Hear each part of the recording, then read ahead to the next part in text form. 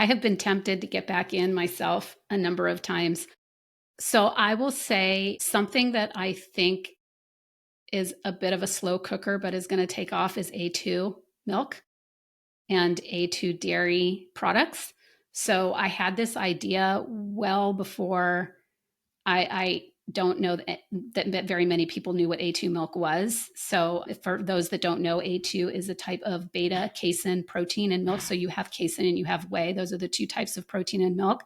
And a lot of people think like, oh, I'm just lactose intolerant, so I have to go plant-based. And a lot of times really what it is they're A2, A1 intolerant. So there's two kinds of casein proteins. One is A1 and one is A2. And I'm probably saying casein wrong. It's probably casein or something. I don't really know how to pronounce it. But anyway, being from California, being in dairy, and my husband is a CFO of an agricultural operation. They have dairy farms, and a lot of the herds now are A2, but it's just now becoming like an ingredient that is available. So Alex ice cream, for example, they're an A2 ice cream. So it's really about digestibility of the dairy. And Laurel's coffee, which is an amazing ready to drink latte. And the reason why I know this and how I learned about A2 is because my daughter, when she was at Cal Poly, she's already like an adult, she suddenly developed a food allergy and we couldn't figure out what it was. And I was like, this is strange because none of us in our family have food allergies. So we went and got her tested and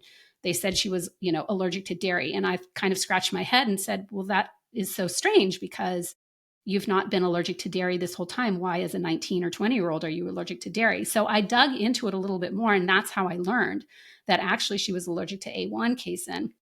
And so she's able to have A2 type of dairy. So that is something I think is on the horizon. If people don't know about, pretty much lactose-free milk has taken share of dairy milk.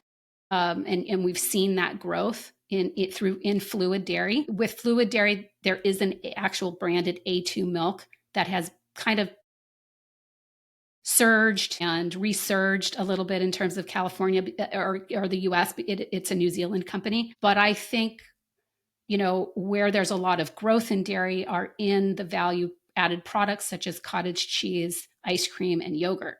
And so when we start to see this differentiation in the type of dairy, I think that is an exciting, I guess, trend that, I was passionate about and I probably missed